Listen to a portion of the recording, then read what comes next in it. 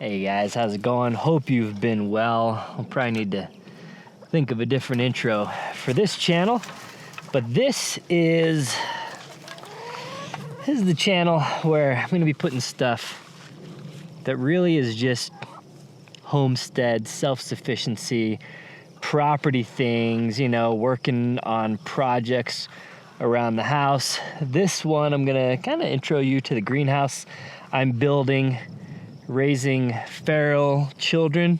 It's my daughter, she's 2 and completely naked out here, so hopefully she's far away enough that it doesn't show up.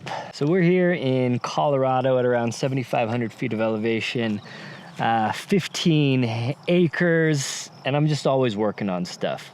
So while I'm working on stuff, I figure I'll just kind of film the things that I think are interesting. But this is where I'm gonna need some help from you guys, I think, and that's just leaving comments and letting me know, hey, what you think of the video. If you have questions, I'll try to answer them in the comments. If you want to see specific videos on certain things, let me know in the comments. If you want me to tackle certain projects, let me know. If you have ideas to improve my self-sufficiency, I'm open to that kind of stuff. So it'll be a learning journey. I don't come from a family of farmers or ranchers or homesteaders or anything like that. Just kind of figuring it out as I go. So things like, well, here we got like some firewood that I harvested from my property. I heat the house with that. I built my own house here. So designed and physically built this house here to just kind of be super efficient. And yeah, in case the world ends, I'll ride it out in style. I have solar on the roof, battery bank, and inverters. I am connected to the grid, but at a flip of a switch, I can be fully off grid. I'm on my own well and septic. I have a big barn over here that's really just a shop for all of my vehicles and whatnot. On the side of it is a giant chicken run. There is another little mobile chicken coop. People call them chicken tractors out here. I have a regular tractor as well. We'll probably get more animals. We kick around the idea of rabbits and turkeys and goats and cows and all that stuff, but it sounds like a lot of work. So it might be a next year project to get into some of those things. But ultimately, we're just trying to live a good life here. So we kind of generically called this channel A Good Life, maybe? The Good Life Homestead. It probably won't stick. Just needed to stub something out. So if you have channel name thoughts, let me know. Hi, buddy. So I have two naked children running around here. And that's kind of what we're going for. Just raising them wild and fun and natural. So we are a family of 5 plus 2 dogs plus 50 chickens. Working on planting fruit trees, working on fruit bushes, working on planting stuff that maybe will give us some food long term without a whole lot of effort. But that is kind of a hard thing to crack with poor soil and extreme weather, but we're working on it. So I'm always working on a lot of projects around here. Some of them go quick, some of them take a while, some of them I just chip away at here and there when I have a little bit of time. But this is one that I want to knock out relatively quick over here, and it is a pretty serious greenhouse. Now, this thing quickly got out of hand. I'll kind of tell you the build idea, the process, what we got going on so far, and then I'll do some updates as I continue to build it out, I guess. But what started as was going to be a relatively easy, straightforward greenhouse quickly has turned into a pretty wild thing. So what we have here is about 15 feet wide by about 28 feet deep.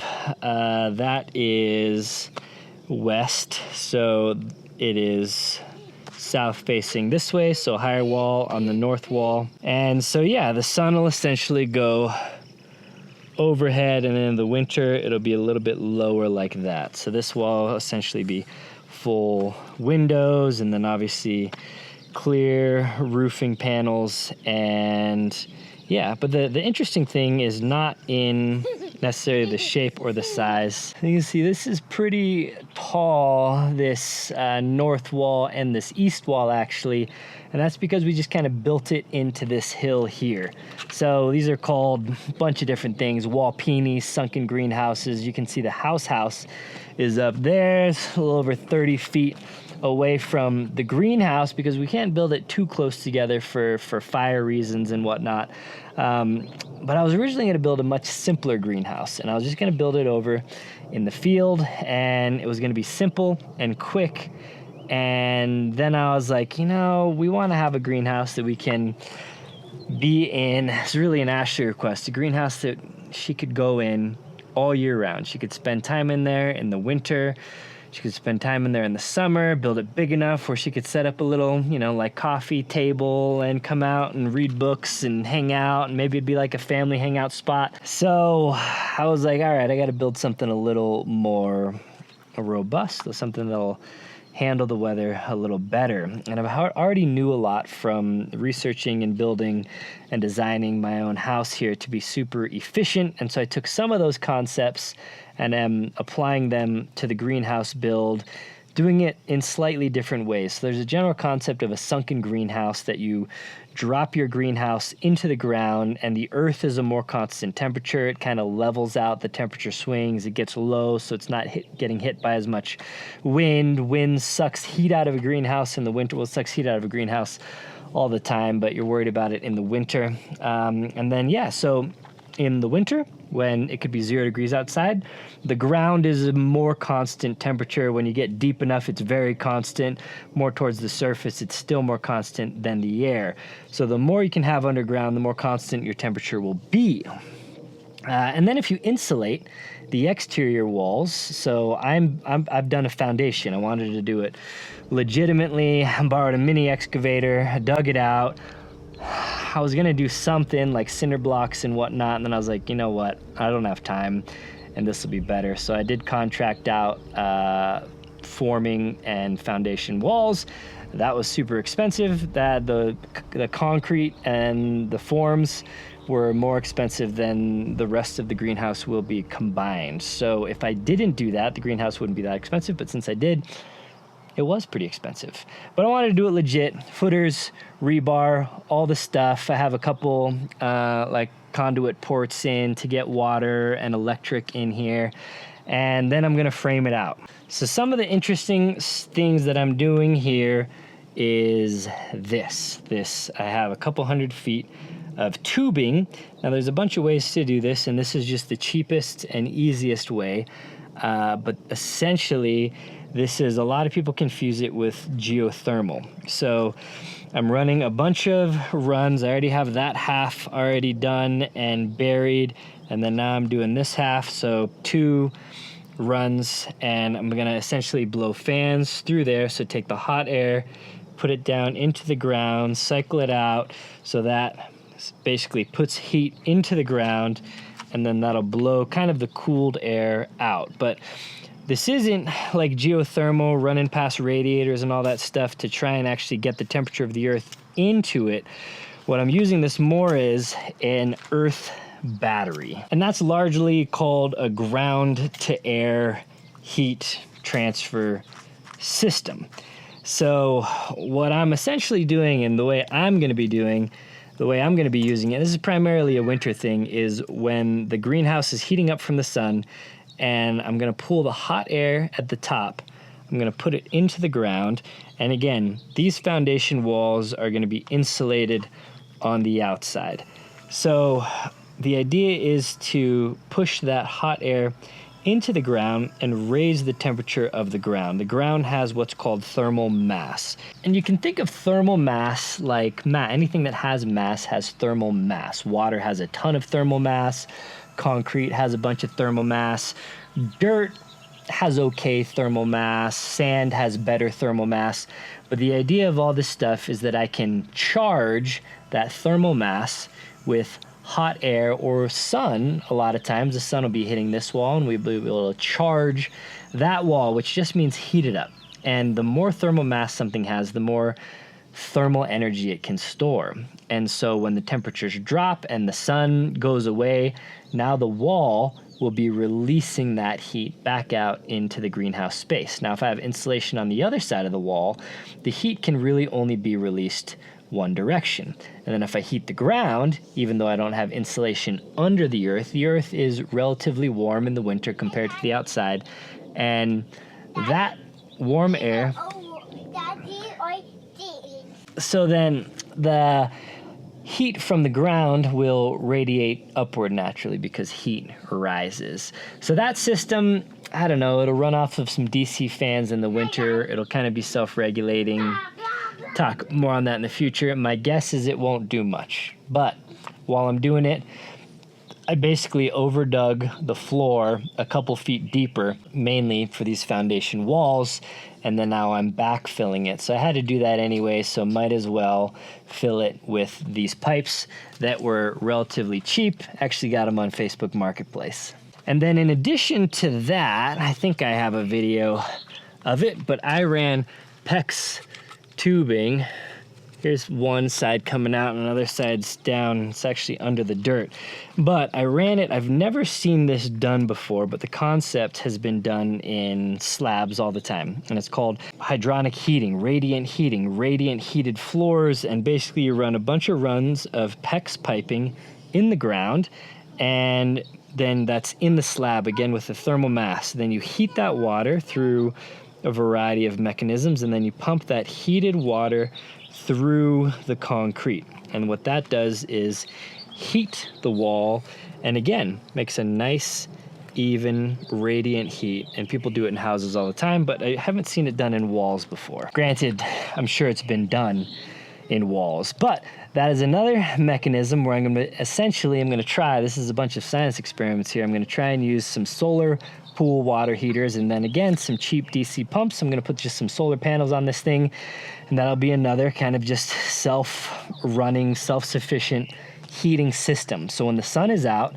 I will both be pumping hot air into the ground to charge the ground, and I'll be pumping hot water into the walls, and the walls run all the way around to charge the walls. So hydronic wall heating, and then ground to air earth battery system in here.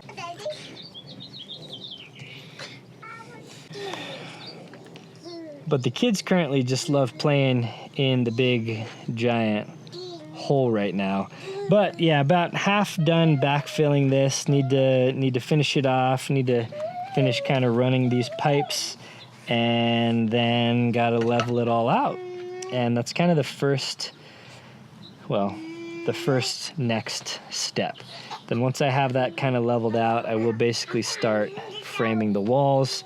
Actually ordered a lumber pack there for all of the framing. And yeah, probably the next episode, I will start on that. So some other things that we're kind of kicking around, ideas in here are, maybe we'll put a hot tub in here to kind of regulate the temperature. In the winter, there will be some humidity problems. I will need to use a different, something other than chlorine for the air, so it's not evaporating and putting all of that stuff into the air in our greenhouse. There's a few things to kind of figure out whether I can make work there, but we figured it'd be a cool place to come and hang out in the hot tub in the winter. Maybe less so in the summer because it'll probably be a little warm in here, but we use the hot tub more in the winter probably when it's cold. Anyway, and again, just kind of utilizing the space to hang out, to enjoy more than just straight up growing food. Gonna try and keep the temperature in here warmer than, well above freezing even in the cold of winter.